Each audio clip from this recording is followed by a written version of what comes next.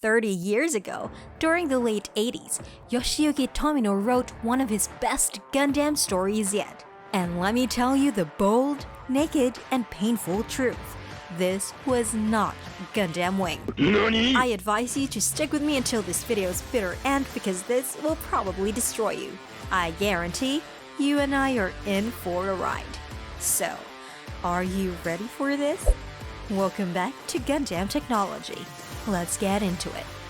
I know you're itching to see the upcoming Mobile Suit Gundam Hathaway's Flash, not to be confused with Anne Hathaway's 2012 Flash during the Les Miserables premiere.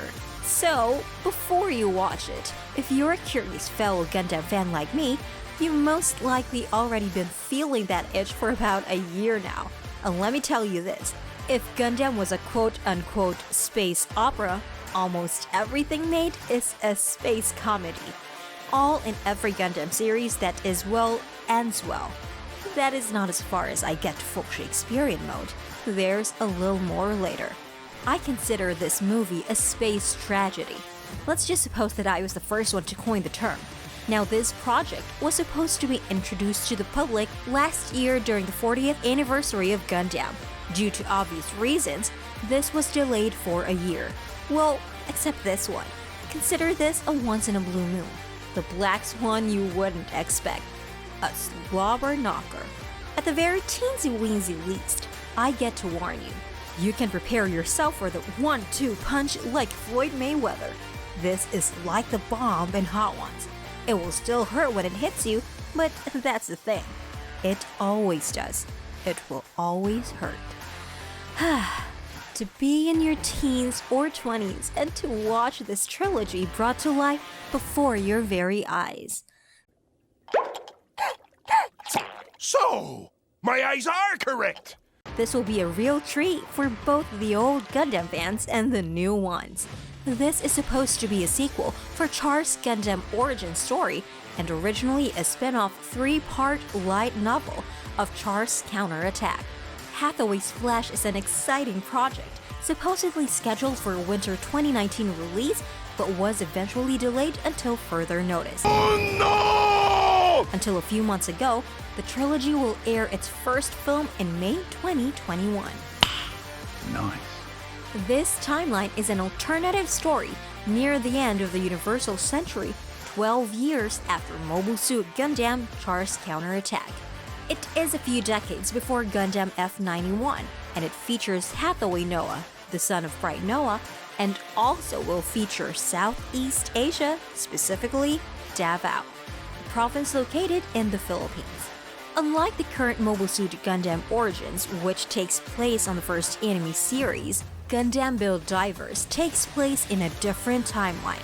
The central location for this Gundam movie trilogy is the Philippines? Well, not only that, but the sci-fi Filipino connection is because of Yoshiyuki Tomino's fascination with Robert Heinlein's iconic sci-fi novel, Starship Trooper, which had a Filipino protagonist named Juan, aka Johnny Rico. If you have watched my previous videos, then you would know that I have mentioned this before. So the story goes as... actually no. But I do have some Filipino expat friends, and I happen to remember that they said that the Magana Corps of Gundam Wing, aka Quattro Winner's comrades in the Middle East, was derived from the Filipino term mag-anak. It is a direct translation of the word family. Yeah, for those who don't know, the Philippines is an archipelago in Southeast Asia. Magana Corps became Quattro Winner's family after his father died. They became Quattro's mag-anak alongside his 29 test tube sisters. Because the Magana Corps were test tube babies, like Quattro and his siblings, he considers his comrades closer to him than the other Gundam pilots or the boy band of Project Meteor. Mag-anak and the Middle East's connection is that most Filipino expats are either overseas Filipino workers or Filipino migrants who relocated to live there permanently. Saudi Arabia's Arabic and its different dialects are its first spoken languages. English is second, and the third most spoken language is Filipino. As mentioned in my previous video, according to news channel Al Arabiya, an estimated 12.5 million Filipino workers are stationed in the Middle East as of October 2018. That's roughly 12% of the current Filipino population. The Philippine Statistics Authority stated that a fifth of Filipino workers tend to go to the Middle East if they want to go overseas. Hathaway's Flash is far from being the first time Gundam referenced the Philippines. In the Universal Century, the Taal Batangas was also featured. Well, to be exact, the Taal volcano, which is a Philippine tourist spot. One of its arcs was located at Taal volcano's crater itself in Gundam Thunderbolt. I looked into this a few years back. The first Hathaway movie is located in Davao, Philippines. Tomino himself went to the rural province of Davao to study the area there just for this project. Story has it that he searched in the National Library of the Philippines to observe the rural setting for this light novel. He wasn't satisfied by simply looking at book pages for references. Nope, so he went to the Davao province himself and studied the area and the community to get the proper feel for this story. The location of the start of the Gundam 8th Mobile team was in Southeast Asia, in a swampy rural area where the Gundam can hide under the mud in the lakes, forests, and riversides. It's one of the reasons that Gundam the 8th Mobile Suit team is a personal favorite of mine. It has a different tone from other Gundam. Now, back to the protagonist of Hathaway's Flash. Hathaway Noah was a side character in Zeta Gundam. Hathaway is Bright Noah's son. His father is Amuro Ray's mentor, who was rather harsh to Amuro when he experienced immature moments. Much like his father, he is a new type. However, Hathaway is a practicing doctor in the timeline of Char's counterattack. To be specific, Hathaway, in Gundam's typical fashion, was forced to pilot a Gundam because of the war. To his misfortune, and as quick as the turn of events in this period, with Char and Amuro knocking the living daylights out of each other, Bright Noah is accidentally in battle with his own son. I told you this ending would be bitter. So the end will be Bright Noah sentencing his own son to death without his knowing, therefore realizing it a little too late. So to the one who's viewing this right now, you have been warned.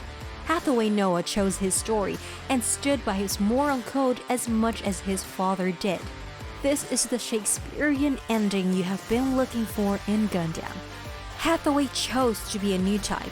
It also encompasses Japan's Bushido Code, how he stood on his moral stance as a human being. Well, that's what you will expect from this movie series.